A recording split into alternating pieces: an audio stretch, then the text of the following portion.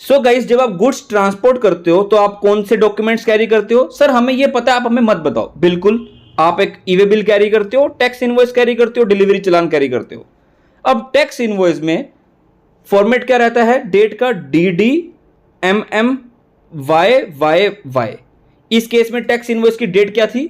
2 मार्च 2021, 2 मार्च 2021। But गलती से जिस सिस्टम में फॉर्मेट टैक्स इनवॉइस जनरेट हुआ था वहां डेट का फॉर्मेट क्या था? MMDDYY। तो 2 मार्च 2021 क्या बन गया? 3 फेब 2021।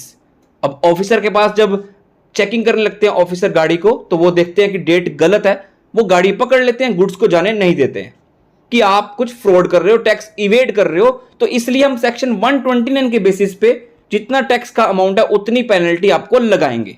तो अभी आपको वीडियो को पॉज करना है और मुझे कमेंट बॉक्स पे बताना है कि क्या इस केस में रिलीफ मिल सकती है। आपको मैंने कुछ दिन पहले एक सर्कुलर दिखाया था, क्या यह केस डेट वाला उस सर्कुलर में कवर है? क्या आपको कुछ रिलीफ मिल सकती है? क्या सिर्फ आपको 1000 रुपए पे करने पड़ेंगे? तो केस काफी प्रैक्टिकल और रेलेवेंट है। अगर आप चैनल पे नए आए तो चैनल को सब्सक्राइब कर लो, बेल बटन को प्रेस कर लो और वीडियो को लाइक करना मत भूलना, बिकॉज आपका एक लाइक गाइस हमें काफी मोटिवेट करता है ऐसी वीडियोस अपडेट्स टाइमली शेयर करने में। So let's get started. Facts आपको पता लग गया, केरला हाईकोर्ट के पास यह केस गया था। अब इसमें पिटिशनर या असेसी जिसके पास एक वैलिड GST नंबर है, जो बिजनेस कर रहे हैं in electrical contract work in connection with the work of a hospital in Assam, उन्होंने कुछ गुड्स ट्रांसपोर्ट किए बाय व्हीकल। उसमें से वो सारे डॉक्यूमेंट्स थे उन्होंने लगाए, बट गुड्स को जिसमें वो जा रहे थे गाड़ी में उसको पकड़ लिया जाता है अंडर सेक्शन 129। फैक्ट्स मैंने बताया आपको। रीजन बीइंग गुड्स ट्रांसपोर्ट किए जा रहे थे जिसमें टैक्स इनवॉइस की डेट क्या होनी थी? 2 मार्च 2021। ई वे बिल की डेट बिल्कुल सही थी, बट जो इनवॉइस था क्योंकि जो गुड्स थी वो ट्रांसपोर्ट हो रहे थे 2 मार्च 2021 को, बट जो इनवॉइस था उस पर डेट क्या आ रही थी? 3 फेब 2021। क्योंकि फॉर्मेट हो गया था, there was a discrepancy in the date mentioned in the invoice. अब पिटिशनर क्या बोलता है? The error occurred due to the default computer formatting system. Instead of DDMMYY 2 March की बजाय क्या हो गया? फॉर्मेट अलग हो गया। सिस्टम में क्या बन गया? Format MMDDYY। तो 2 मार्च क्या दिख रहा है ऑफिसर को? 2 मार्च दिख रहा है 3 फेब।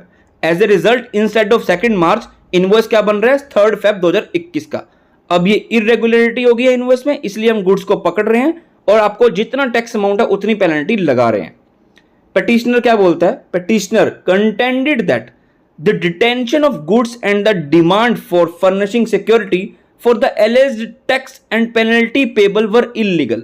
जो आप हमें इस डेट के फॉर्मेट का जो एरर है इसके बेसिस पे हमें पेनल्टी लगा रहे हो अंडर सेक्शन 129, ये सही नहीं है, ये लीगल नहीं है। बिकॉज CBDT का सर्कुलर आया है जो 14 सितंबर का है, डेटेड 2018 का। ये ऑलरेडी मैं सर्कुलर अपने टेलीग्राम में शेयर कर चुका हूं, जाके डाउनलोड कर सकते हो, लिंक डिस्क्रिप्शन बॉक्स में। उस सर्कुलर में कुछ 6 केसेस है, वो 6 केसेस में हम ऑलरेडी कवर कर चुके हैं, बट वहां पर कोई डेट के बारे में नहीं लिखा हुआ कि हाँ अगर डेट में कुछ गलती है तो आपको 1000 रुपए की पेनल्टी लगाएंगे, सिर्फ 500 CG 500 SG, IGST है तो टोटल 1000 रुपए। तो वहां ये कवर ऑल दो नहीं है, तो उस केस में रिलीफ कैसे मिली जाए? तो उस केस में गाइस, क्योंकि वो जो सर्कुलर है ना, उस सर्कुलर का पर्पस यही है, वो जो सर्कुलर है वो एक स्टैट्यूटरी सर्कुलर है, was issued to mitigate the hardship being caused to tax payer for minor discrepancies which had no bearing on the liability to tax or on the nature of goods being transported। कहने की बात क्या है, मैं एक बार आपको वो circular दिखाता हूं। ये वो सर्कुलर है, सर्कुलर नंबर 64 14 सितंबर का है। इसमें जो केसेस कवर है ना, ये एक एग्जांपल दिए हुए केसेस कि स्पेलिंग मिस्टेक है, पिन कोड में एरर है, एड्रेस में एरर है, एरर इन 1 और 2 digits of the document number.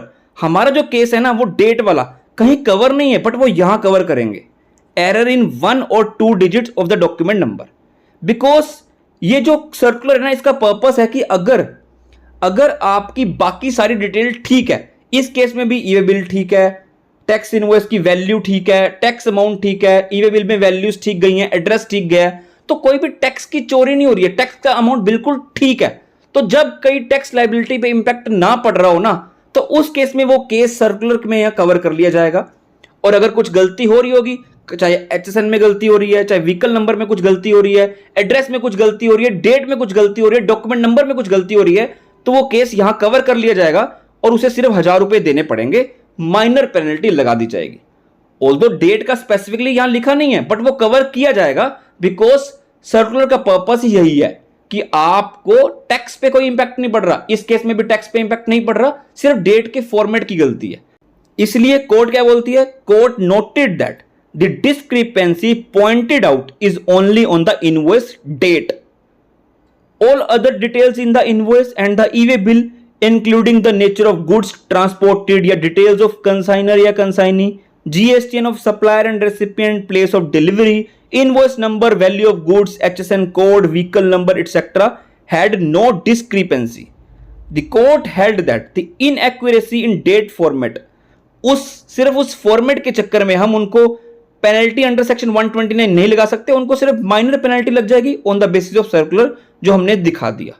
129 लगाओगे तो एक इलीगल केस हो जाएगा, जो कि सही नहीं है। केस टाइटल आपके सामने है, ऑर्डर की कॉपी आपको मिलेगी मेरी टेलीग्राम में, वहां जाके समझ सकते हो। थोड़ा डिफिकल्ट लैंग्वेज यूज होती है, हम आपको इजी लैंग्वेज में बताते हैं। तो वीडियो में कुछ भी लगा तो लाइक शेयर करना मत भूलना। Till then goodbye and thank you so much.